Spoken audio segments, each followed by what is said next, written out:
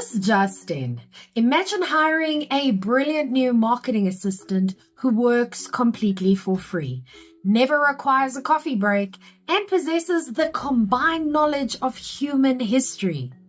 Now imagine that same incredibly helpful assistant casually telling your biggest clients that you are a convicted felon.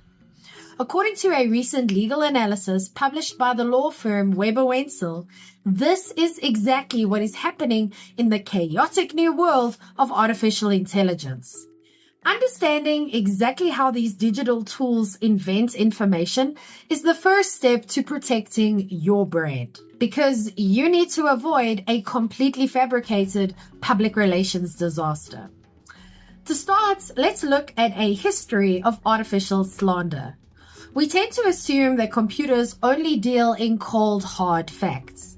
However, recent lawsuits prove that chatbots can be just as creative as a bored teenager with a juicy rumor. In Australia, a local mayor named Brian Hood had to launch a defamation lawsuit against OpenAI. ChatGPT decided to tell users he had served time in prison for bribery. The incredibly ironic truth was that Hood was actually the heroic whistleblower in that specific bribery case. The situation gets even more bizarre when you look at Robert Starbuck. He is an American filmmaker who discovered that the Meta artificial intelligence chatbot was actively telling people he participated in a massive political riot. Starbucks spent 9 exhausting months begging the multi-billion-dollar corporation to stop spreading these lies. The company eventually erased the text, but their voice features stubbornly continued to add completely new and offensive accusations to his digital profile. Which brings us to the magic wand of legal disclaimers. When a machine ruins your personal reputation, you might naturally assume that the company that built the machine would be held financially responsible. However, the legal reality is incredibly complicated and deeply amusing. But here is why fine print matters. In the United States, a radio host named Mark Walters sued OpenAI after ChatGPT falsely claimed he was involved in embezzlement. The judge in that case essentially looked at the tiny warning label sitting below the chat window and ruled in favor of the technology company. The court decided that because the platform openly admits it makes mistakes, no reasonable person should ever actually believe what the robot says. This rule creates a fascinating corporate paradox. Technology companies can market their tools as absolute digital geniuses while legally defending them in court by claiming they are entirely unreliable. And here you are just trying to protect your small business reputation. Watching billionaires argue with politicians in American courts is highly entertaining. But this technology directly impacts how global small businesses operate every single day.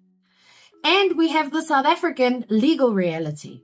As a StoryBrand certified guide and duct tape marketing consultant operating in South Africa, I always remind my clients that local laws do not automatically mirror American courtroom drama. According to the legal experts at Weber Wenzel, South African courts will likely not view a tiny disclaimer as a magical shield that cures defamatory speech. If you use a chatbot to write an article and it accidentally slanders your biggest competitor, you cannot simply blame the machine and walk away. Technology platforms operating in South Africa will soon discover that there is absolutely nothing artificial about a real defamation lawsuit. As a business owner, you must take full responsibility for every single word you publish. This applies regardless of who or what actually wrote it.